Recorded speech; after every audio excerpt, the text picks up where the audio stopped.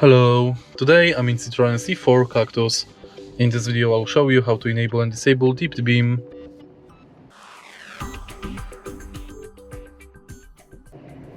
In the beginning, take a look at the left side from the steering wheel. Right here we've got this lever. To enable dipped beam, we have to simply twist the top part of the lever to the bottom position. Now dipped beam is enabled, you can see that by this green icon right here.